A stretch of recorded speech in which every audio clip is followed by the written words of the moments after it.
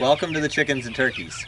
So we order our turkey poults and our chicks from Eagle Nest Poultry in Osceola, Ohio, and they ship them to our local post office. We pick them up in cardboard boxes, bring them here, and put them in the brooder to keep them warm until they're old enough to be put out on pasture.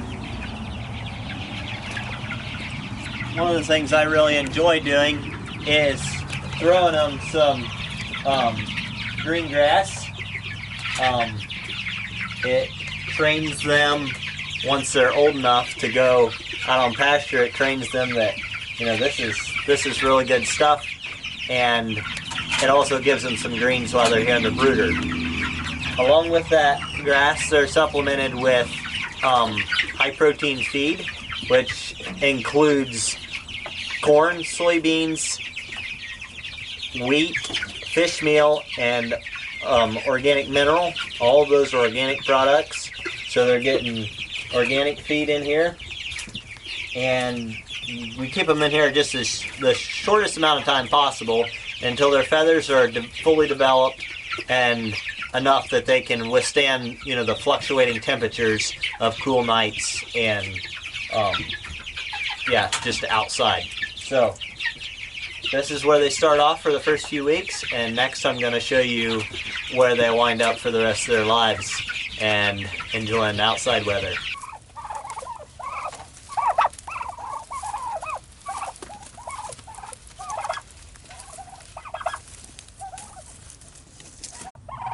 So here we are at the turkey pens. We use these pens for the turkeys and the chickens. Just kind of alternate batches as however we need to. So the birds spend the rest of their lives in these pens until they're fully grown. And I'll show you how we move them.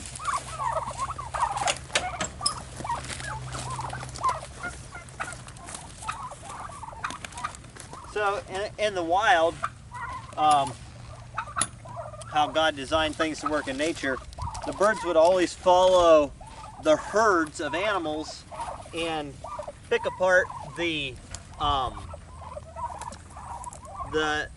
droppings where the flies lay their larvae. They would pick that open and you know, eat the larvae and keep the insects down, harmful insects down. And so one of the things we like to do is right here actually is a cow patty that was left here by the cows. It's been a little bit since the cows have actually been in this area, but the birds will scratch through that and eat the insects in there, along with eating the insects that are in the grasses. And you know, they just get a very diverse diet out here by, you know, having different greens and grasses to eat, and having beautiful sunshine to soak up and absorb and just enjoy their lives to the fullest. Another thing that happens whenever you purchase poultry from a small local farm, you're getting birds that are fresher. I've heard that with Thanksgiving turkeys, you can actually be getting a turkey that's up to a year old. So with our turkeys, they're days from the time they're harvested until you get them. So you're getting the freshest, you know, birds you can get your hands on. And it's so neat to see how, you know, the birds are pecking. I don't know if you can see, they're eating seeds off of the plants, and they have, you know, the waters and feeders in here that they need to keep them happy and healthy. Water's back there in the back, and feeders hanging, and all of that's really convenient for them. Plus, these pens protect them from predators, which we have had problems with. And even with the pens, sometimes we'll get a spot like this, which I haven't let this pen back down, but a low spot where we had a mink get in, and he killed around 120 baby turkeys in one single night whenever we first put them out on pasture. So that's something that happens. That's a risk we take in, trying to produce the most nutrient-dense food for you. Back to that healthy soil, healthy plants, healthy animals, and a healthy community,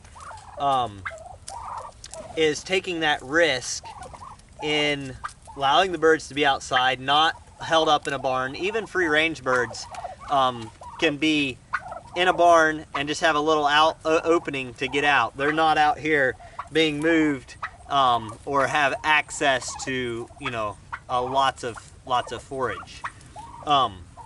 So in that whole situation with the mink, I'm very thankful that we have other farmers that we can work with. David Bear is one that raises organic chickens the same way we do on pasture, and so we can work with him whenever we are shy on chicken. We can say, hey David, do you have some available?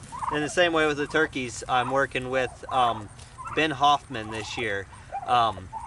He had a few extra turkeys. I met him at our poultry processor, Kings and Sons, and said, hey, you got any extra turkeys this year? Because we had a problem. So it's just I'm so thankful for that, to be able to have those relationships, and it's back to that healthy community, and then we can serve that to you and do our best to have a consistent flow of product that we can serve you with, and you can feed your family and keep them happy and healthy. So thanks a lot for watching.